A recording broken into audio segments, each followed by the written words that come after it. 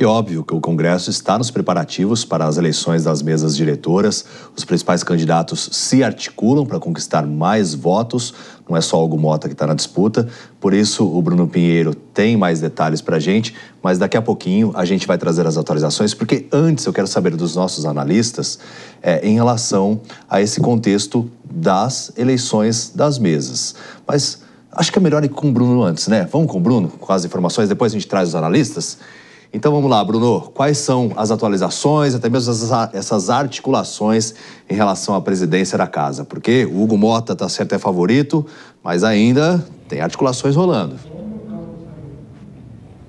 Claro, reuniões acontecendo, inclusive, logo mais hoje, inclusive, um jantar no Rio de Janeiro com diversos nomes do Estado. Eles se reúnem para conversar, ouvir de Hugo Motta justamente como será a sua gestão se caso ele for eleito. O que eu ouvi hoje durante o dia é o seguinte, que o Hugo Motta está planejando fazer uma gestão, que não seja tão remota. O que aconteceu? Durante o enfrentamento à Covid-19, se tornou uma ferramenta híbrida, ou seja, um tipo de sessão que alguns estavam aqui no Congresso, outros estavam de forma remota. Ficou longe essa discussão. Mesmo após esse home office, esse combate ao coronavírus, isso continuou sendo usado aqui na Câmara dos Deputados. Reuniões de líderes à distância, várias votações no formato remoto e Hugo Motta quer diminuir ou até mesmo acabar com esse tipo, então, ou seja, somente quando for uma situação de emergência que seja no formato remoto. No mais, ele quer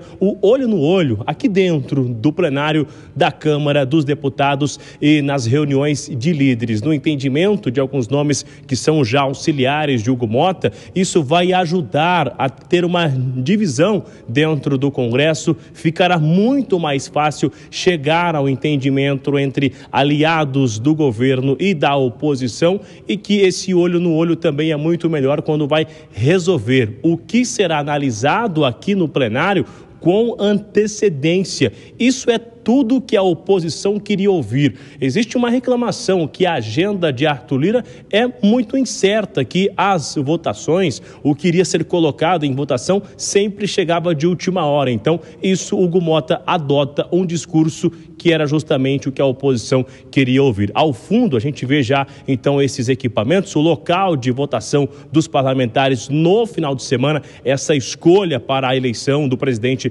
da Câmara dos Deputados, tanto na Câmara quanto no Senado. É um local que já tem uma segurança reforçada, inclusive algumas orientações de evitar até essa aproximação. A gente vê que será, então, um dia cheio, muito movimentado, com uma segurança reforçada aqui no Congresso Nacional, porque é o início dessa legislatura de 2025. Então, Henrique Vieira, Marcel Van Hatten e Hugo Motta são os candidatos até agora, com outro nome da oposição que deve surgir ainda no dia da votação.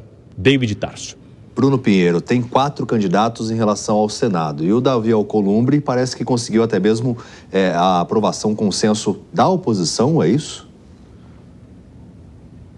Existe um entendimento da oposição e com quem eu conversei que essa composição com Alcolumbre seria o seguinte: o vice-presidente ele será escolhido pela legenda de Jair Bolsonaro, de Valdemar da Costa Neto, e será o nome do senador Eduardo Gomes. Eduardo Gomes tem uma flexibilidade de conversar com os parlamentares, é visto até como um comportamento do Centrão, que é elogiado por vários nomes, que consegue conversar tanto com aliados do governo quanto da oposição. E Eduardo Gomes, então, seria ou será indicado para compor como vice-presidente de Alcolumbre. O que anima a oposição nessa composição é que, na ausência de Alcolumbre, o vice-presidente, sendo alguém da oposição, estará no Senado Federal, que seria a oportunidade de, em alguns momentos, colocar assuntos que são de interesse da oposição para a votação. Então, isso já fortalece. O ex-presidente Jair Bolsonaro não está disposto a esperar uma eleição em 2026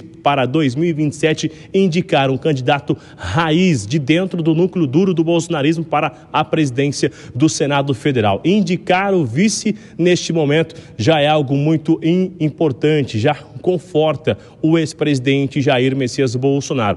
Ainda assim, a oposição vê o nome de Marcos Pontes tentando emplacar uma candidatura. Ele não aceitou retirar essa candidatura, segue insistindo em ser um candidato de forma independente. Além do nome de Alcolumbre e de Marcos Pontes, nós temos o nome do senador Eduardo Girão, que está fazendo uma forte campanha pelo voto aberto, que é quando o senador faz o seu voto, registra o voto e divulga em quem ele votou. Essa campanha tem um pouco de resistência nos corredores do Senado.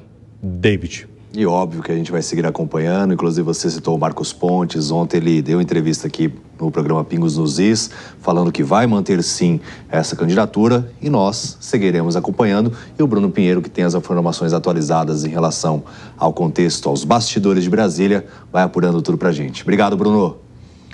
Bom, vou passar a palavra agora para os nossos analistas, começando pela Câmara dos Deputados. Dora.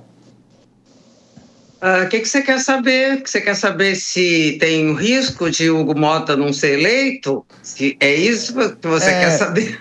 Eu acho difícil, né? Porque ele realmente fez aqui o jantar, né? Reuniu os políticos, as lideranças políticas da base dele nessa pizzaria em São Paulo. Pretende promover também esse mesmo encontro no Rio de Janeiro, aí onde você mora, e tudo leva a crer que realmente não terá surpresas em relação a isso, né? Não, surpresa seria, sei lá, não tem a menor possibilidade. Essa reunião aí em São Paulo, ela dá a medida, né? Porque política, presença é prestígio, né? O que a gente viu? A defesa do centro, que ele não chamou de centrão, mas o que ele queria dizer é o centrão. A defesa do centro na presença de presidentes de partidos desse campo e na ausência da presidente do PT, a Gleisi Hoffmann, a despeito de 5 dos 10 deputados do PT de São Paulo estarem presentes e o PT está na composição da eleição do Hugo Mota. E essa ausência, que ela justificou por uma coisa muito formal, por questões pessoais e tal. Eu acho que não. Eu acho que é para marcar mesmo uma diferença. Agora, o governador do estado, o atual presidente da Câmara, o prefeito da capital, enfim, e todos eles, veja, do mesmo campo, né? Então, isso é um fortalecimento desse campo, o que para a esquerda